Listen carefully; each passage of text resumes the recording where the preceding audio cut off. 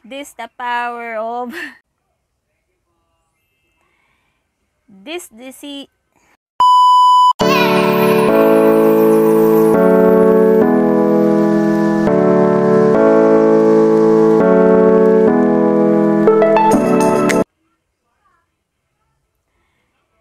This the season to be power. Social media is within your reach.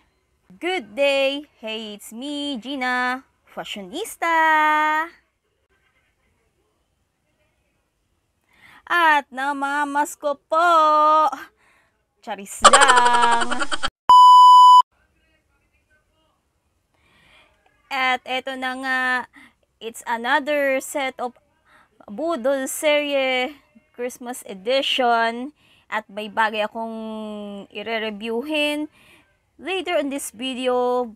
But before that, don't forget to like, subscribe, hit the bell is the key. Don't skip us for the continuous joyful ang person. A few moments later.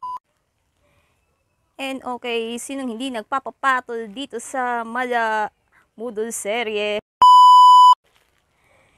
Here's the another set of our Budol Serye Christmas edition.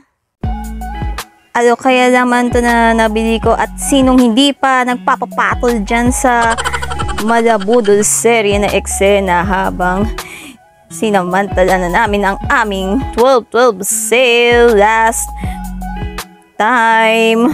Okay, ayoko na patagalin pa. Umpisahan na natin! Our featured Budol Serye Christmas edition, walang iba kundi okay, 10-piece random makeup brush set by Lazada. So, magagamit rin ito pang practice o kaya naman for the professional looking ang person. And wag na kayong magtaka kung anong brand ito at bakit puro assorted to. So, when I assemble from this to this, so let's review natin ang isa-isa yung mga brushes. It starts with foundation. So, hindi na ako mahihirapan pa. Then, ito, sa eyeshadow pa to or so on and so forth. For crease. Ito yung sa pang blending. How about pang eyeliner? May dalawang klase ng pang eyeliner or ito, pang blending and glossy. Walang katapusang blush on. So magagamit ko na rin siya at mamaya may aatinan akong party. See you there! Esta tipa quiere sexo.